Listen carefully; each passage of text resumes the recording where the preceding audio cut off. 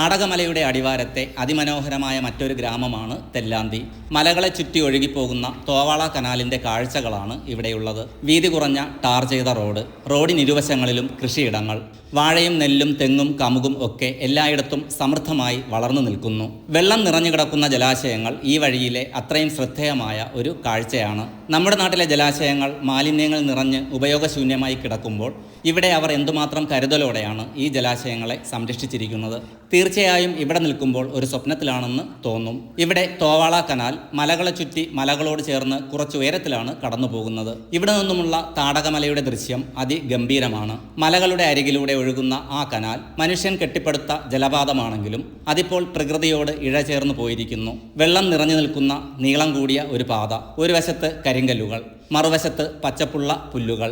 അതിൻ്റെ അതിരുകൾ മങ്ങലോടെ ദൂരെയുള്ള മലകളിൽ ലയിച്ചു പോകുന്നു. കനാലിലെ വെള്ളം നിശബ്ദമായി മുന്നോട്ട് സഞ്ചരിക്കുന്നു. അതിൽ മലകളുടെ പ്രതിഫലനം നീണ്ടൊരു ചിത്രപടം പോലെ പതിഞ്ഞിരിക്കും. മുന്നിൽ ഉയർന്നു നിൽക്കുന്ന മലനിരകൾ കനാലിൻ്റെ വഴിയെ കാക്കുന്ന കാവൽക്കാരെ പോലെ തോന്നി. സൂര്യപ്രകാശം വെള്ളത്തിൽ പതിക്കുമ്പോൾ കനാൽ വെള്ളിയിഴയായി തിളങ്ങും.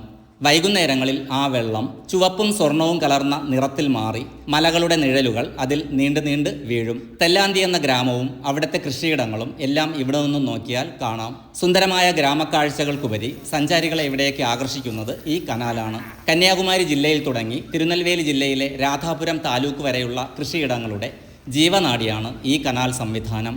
ഇവിടുത്തെ ജലസേചന സംവിധാനങ്ങൾ കാരണം താഴ്വരയിലെ നിരപ്പായ പ്രദേശങ്ങളിൽ നെൽവയലുകൾ സമൃദ്ധമായി വളരുന്നു.